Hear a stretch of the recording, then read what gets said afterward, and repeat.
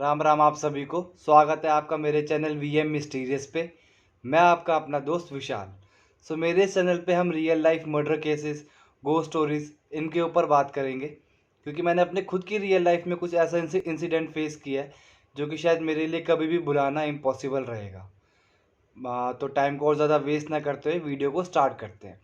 बात है 2018 की, जब मेरी मेरे कुछ दोस्तों की ग्रेजुएशन कंप्लीट हुई और हम लोगों ने पहले से ही डिसाइड किया हुआ था कि हम अपने ग्रेजुएशन कंप्लीट होने के बाद सबसे पहले अपनी जॉब स्टार्ट करेंगे, ताकि हम अपने फैमिली को फाइनेंशियली सपोर्ट कर पाएँ। हमने गुड़गांव बेस्ड एक एमएनसी कंपनी में अप्लाई किया और लकीली हम सबकी जॉब भी लग गई। अभी 1 महीना हुआ था हमें जॉब स्टार्ट करे हुए, और हमें ऐसा लगने लगा कि हमने जॉब स्टार्ट करके कोई गलती तो नहीं कर दी, क्योंकि हमारे रेजिडेंस से हमारे ऑफिस का जो ट्रैवलिंग डिस्टेंस था वो मिनिमम 2 घंटे का था। मॉर्निंग 8 बजे हम अपने घर से निकलते थे और रात को 10 सवा 10 बजे के आसपास हम अपने घर वापस आते थे। तो हम लोगों ने सोचा क्यों ना ऑफिस के पास ही हम कोई रूम या फिर फ्लैट रेंट पे ले लें, ताकि हमारा ट्रैवलिंग डिस्टेंस बचे और हम अपनी फर्दर स्टडीज़ पे भी ध्यान दे पाएँ।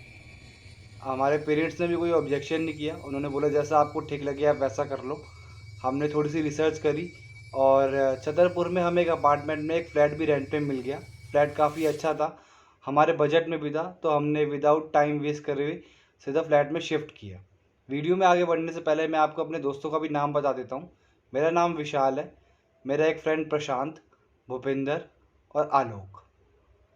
मैं आपको फ्लैट का भी एक डिस्क्रिप्शन बता देता हूँ ताकि आगे वीडियो में आपको सब कुछ समझने में आसानी हो। हमारा फ्लैट 6th फ्लोर पे था। हमारे फ्लैट में 2 बेडरूम, 1 हॉल, 2 टॉयलेट। एक टॉयलेट हमारा हमारे हॉल से कनेक्टेड था और एक टॉयलेट हमारा हमारे बेडरूम से कनेक्टेड था। एक किचन, एक बाथरूम, एक स्टोर रूम, और हमारे फ्लैट के बैक साइड में हमें एक बालकनी भी मिली हुई थी।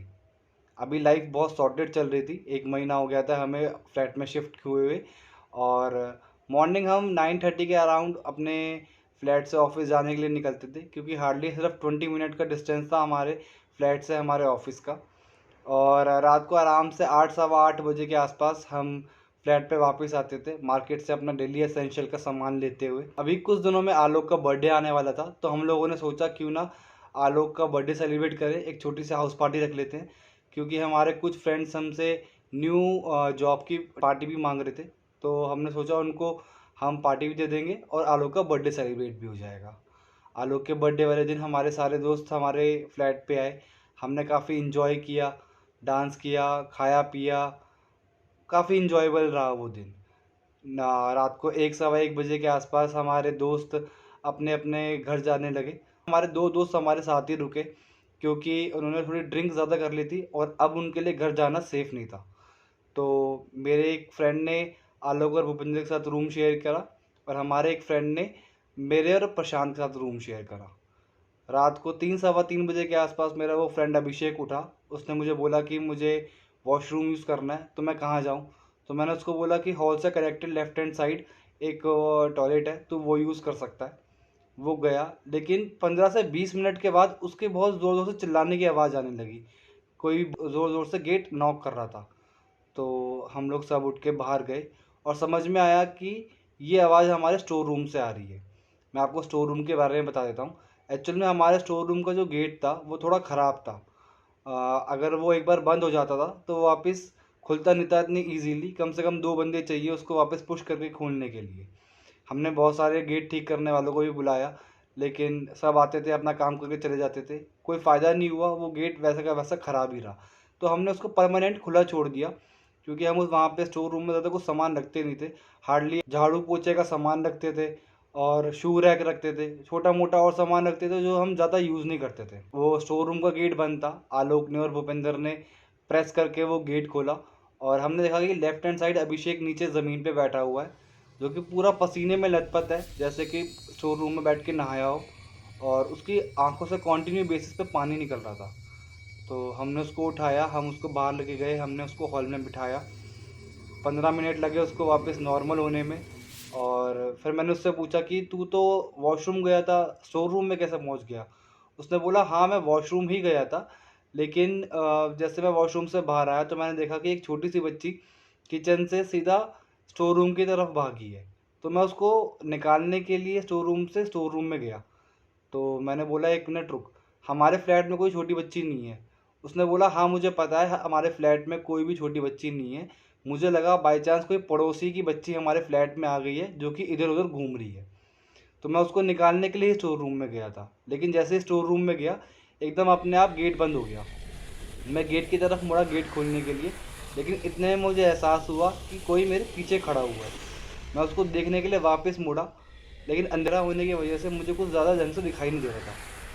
तो जब मैंने ध्यान से देखा तो स्टोर रूम में लेफ्ट हैंड साइड से कॉर्नर से एक बच्ची निकल के आई जो कि मुझे देख के स्माइल कर रही थी। मुझे कुछ समझ नहीं आया, इतने में ही उसके मुंह से खून निकलने लगा और उसकी गर्दन लेफ्ट हैंड साइड झुक गई, जैसे कि किसी ने उसकी गर्दन तोड़ दी हो। और ये देख के मुझे कुछ समझ नहीं आया, मैं बहुत ज़्यादा डर गया। मैं गेट नॉक करने लगा, चिल्लाने लगा, बाकी आगे तुम्हें पता ही है सब कुछ। हमने उसकी बात पे ज़्यादा ध्यान नहीं दिया क्योंकि हमें लग रहा था इसने ज़्यादा ड्रिंक कर रखी है, उस वजह से ये कुछ भी बोल रहा है, कुछ भी सोच रहा है। हमने कहा ठीक है कोई बात नहीं, हमने इस बात को इग्नोर किया और हमने कहा सुबह बात करेंगे इस बारे में। सुबह हम लोग उठे, हम सब रेडी हुए अपने ऑफिस के लिए और हमारे वो दोनों दोस्त अपने अपने घर के लिए निकल गए। लेकिन मैंने उस रात एक चीज़ नोटिस करी कि अभिषेक पूरी रात सोया नहीं और वो कॉन्टिन्यू बेसिस पे हमारे गेट को देखता रहा। हमने इग्नोर कर दी इस चीज़ को, लेकिन उस दिन के बाद से हमारे फ्लैट में कुछ अजीब चीज़ें होने लगी। जैसे कि हर मॉर्निंग हमारा स्टोर रूम का गेट अपने आप बंद मिलता था हमें। हमारे किचन में कुछ ना कुछ कांच का सामान टूटा हुआ होता था, जैसे कि गिलास, प्लेट या कुछ भी। और हमने वैसे इस चीज़ को भी इग्नोर करा क्योंकि हमें लगा मे बी हमारी जो मेड आंटी है वो आती हैं, उनसे टूट जाता होगा। तो हमने ज़्यादा ध्यान नहीं दिया इस बात पे, हमने इग्नोर करा।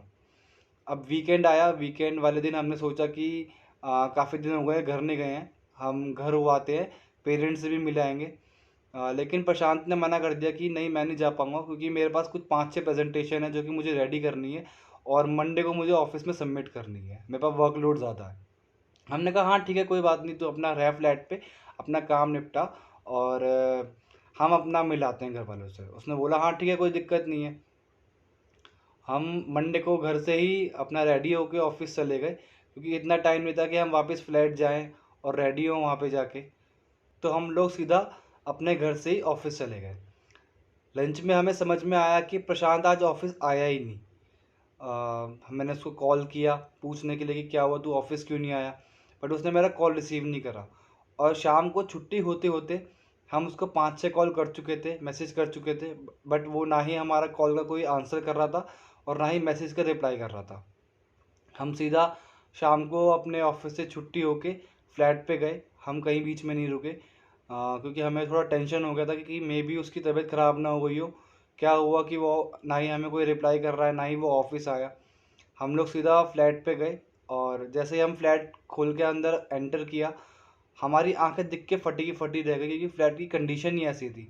हर जगह कूड़ा फैला हुआ था, सामान टूटा हुआ था, हर चीज़ इधर उधर बिखरी हुई थी। और थोड़ा आगे जाने जाके हमने देखा तो प्रशांत सोफे के पीछे बेहोश पड़ा हुआ था ज़मीन पे। हमने उसको उठाया, हम उसको रूम में लेके गए, हमने बिठाया, उसको लिटाया, उसको उठाने की कोशिश करी, लेकिन वो उठा और उसने मुझे बोला कि क्या है तुम मुझे सोने क्यों नहीं दे रहे, क्यों परेशान कर रहे हो, और वो ये बोल के दूसरे रूम में जाके सो गया। उसमें से बहुत ज़्यादा गंदी स्मेल आ रही थी और मुझे एकदम क्लिक किया। मैं भाग के फटाफट स्टोर रूम में गया और जो मुझे शक था वो यकीन में बदल गया। आलोक के बर्थडे वाले दिन मैंने 4 विस्की की बोतल उठा के छुपा के रख दी थी स्टोर रूम के अंदर क्योंकि मैं नहीं चाहता था कि कोई भी ज़्यादा ड्रिंक करे और अपनी तबीयत ख़राब कर ले। और किचन में जाने के बाद समझ में आया कि वो चारों बॉटल विस्की की किचन में रखी हुई हैं लेकिन खाली। इसका मतलब प्रशांत ने वो विस्की पी ली। लेकिन ये शॉकिंग वाली बात थी क्योंकि प्रशांत कभी ड्रिंक करता ही नहीं था। नेक्स्ट मॉर्निंग हमने वेट करा कि उठेंगे फिर से बात करेंगे, लेकिन हम नेक्स्ट मॉर्निंग उठे, रेडी हुए अपने ऑफिस के लिए। मैंने प्रशांत को उठाया कि उठ, क्या वो ऑफिस नहीं चलना? तो उसने बोला कि नहीं मैं नहीं जा रहा आज ऑफिस, तुम लोग जाओ, मैं शाम को तुमसे फ्लैट पे मिलूँगा। शाम को जब हम वापस आए रूम पे तो हमने देखा कि वो सोया हुआ है। हमने कहा चल कोई बात नहीं, उसकी तबीयत ठीक नहीं होगी, कल सुबह हम उससे बात कर लेंगे। अब ये सिलसिला 5-6 दिन लगातार चलता रहा। प्रशांत पूरा दिन सोता था और पूरी रात जागता था। उसने ऑफिस जाना छोड़ दिया था। मैंने एक दिन उससे पूछ लिया, मैंने कहा भाई क्या प्रॉब्लम क्या है, ऑफिस क्यों नहीं चल रहा है, क्या कर क्या रहा है तू, ना तू ढंग से खाता है ना हमसे बात करता है, दिन भर सोता है रात भर जागता है, सारी रात पूरी हमारे गेट को देखता रहता है, क्या चल क्या रहा है। उसने बोला कि भाई मुझे तुम्हें कुछ बताना है, लेकिन समझ नहीं आ रहा कैसे बताऊं, कहीं तुम मुझे पागल ना समझ लो। मैंने बोला तू हमारा बचपन का दोस्त है, पागल बोलना और समझना बहुत अंतर है इन दोनों चीज़ों में, बता क्या बात है। उसने बोला कि भाई जिस दिन तुम लोग गए हो उस दिन फ्लैट के अंदर कुछ अजीब चीज़ें होने लगी। जैसे कि मैं अपना रात को बैठ के काम कर रहा था तो एकदम एक बच्चे की हंसने की आवाज़ आने लगी। मैं ये देखने के लिए रूम से बाहर गया तो समझ में आया कि ये आवाज़ हमारे स्टोर रूम से आ रही है। मैं स्टोर रूम की तरफ गया, स्टोर रूम में जाके मैंने देखा तो एक बच्ची खड़ी हुई है वहाँ पे और मुझे देख के स्माइल कर रही है। तेरे को याद है अभिषेक ने एक बच्चे के बारे में बताया था? मैंने बोला हाँ। कह रहा सेम वही करेक्टर था, वही बच्ची थी। इतने में किचन से सामान टूटने की आवाज़ आने लगी। मैंने किचन की तरफ देखा तो वहाँ पे एक औरत खड़ी हुई थी जिसके बहुत लंबे लंबे बाल थे और उसका मुंह जला हुआ था, पूरा मुंह जला हुआ था उसका। और वो एकदम से चिल्लाई, दूर हटो मेरी बच्ची से। मुझे देख के कुछ समझ नहीं आया कि ये हुआ क्या। मैं भाग के रूम में चला गया, मैंने रूम का गेट नॉक कर दिया और एकदम से गेट बजने लगा रूम का बहुत तेज तेज। खोल इसे, खोल इसे, मार दूंगी मैं तुझे। मुझे कुछ समझ नहीं आ रहा था कि ये हो क्या रहा है। मैं रूम में अपने आप को बंद करके बैठा रहा, मैं बहुत ज़्यादा डर चुका था। थोड़े टाइम के बाद वो आवाज़ें शांत हुई, लेकिन मुझे एहसास हो रहा था कि कोई रूम के बाहर कॉन्टिन्यू बेसिस पे चल रहा है, जैसे कि वो वेट कर रहा हो रूम का गेट खुले और वो मुझे मार दे। मुझे ऐसा लग रहा था उस रात कि शायद मैं मर जाऊंगा। और कॉन्टिन्यू बेसिस पे 2 रातों को सेम यही होता रहा। सामान टूटने की मुझे आवाज़ आती रही, बहुत सारी हरकतें हुई फ्लैट के अंदर। मेरे को समझ नहीं आ रहा था मैं क्या करूं, मैं इतना डर चुका था। मैंने स्टोर रूम से वो 4 विस्की की बोतलें निकाली और मैं पी गया, ये सोच के कि कहीं शायद मुझे नींद आ जाए या फिर अगर ये मेरा वहम है तो ये दूर हो जाए। लेकिन ऐसा कुछ नहीं हुआ और लास्ट नाइट तो उसने बहुत बुरा हाल कर दिया। वो पूरे घर के अंदर चिल्ला रही थी, घूम रही थी, इधर से उधर सामान फेंक रही थी। मैं बहुत ज़्यादा डर चुका था, मुझे कुछ समझ नहीं आ रहा क्या हो रहा है और मैं नहीं रह सकता इस फ्लैट के अंदर। हमने बोला ठीक है, कोई दिक्कत नहीं है। हमने सोचा कि जब 2 बंदे सेम यही बात बता रहे हैं, थोड़ी सी इसके बारे में हिस्ट्री जाननी चाहिए, फ्लैट की हिस्ट्री क्या रही है। हमने पड़ोसियों से बात करनी स्टार्ट करी, सिक्योरिटी गार्ड से बात करनी स्टार्ट करी और हमें पता चला कि इस फ्लैट के अंदर कुछ 1 साल पहले एक फैमिली रहती थी जिसमें एक मेल थे, उनकी वाइफ और उनकी डॉटर। जो ऑनर थे उनका कुछ अपना बिजनेस था और एकदम उनकी फैक्ट्री में आग लग गई जिसको वो सहन नहीं कर पाए और हार्ट अटैक से उनकी डेथ हो गई। और कुछ दिनों बाद पता चला कि जो मदर थी उन्होंने अपने डॉटर को ही गला दबा के उसका मर्डर कर दिया और खुद पंखे से लटक के सुसाइड कर लिया। अब ये बात जानने के बाद हम उस फ्लैट में नहीं रुक सकते थे क्योंकि हमारी भी हिम्मत नहीं हुई कि अब इस फ्लैट में वापस जाएं हम। हमने उसी रात वो फ्लैट छोड़ दिया और जब हम जा रहे थे तो प्रशांत ने बताया कि वो देख बालकनी में वही लेडी और बच्ची खड़ी हुई हैं और वो हमें देख के हंस रही हैं। तो ये है मेरी कुछ रियल लाइफ इंसिडेंट स्टोरी और मैं आप लोगों से सपोर्ट चाहूँगा, प्लीज़ मेरे चैनल को सब्सक्राइब कीजिए, वीडियो को लाइक कीजिए, कमेंट कीजिए, शेयर कीजिए अपने फैमिली फ्रेंड्स के साथ। और अभी मैं आगे आपको रियल लाइफ मर्डर जो केसेस होते हैं वो भी बताऊँगा। तो stay tune with my channel, तब तक के लिए जय हिंद, जय श्री राम।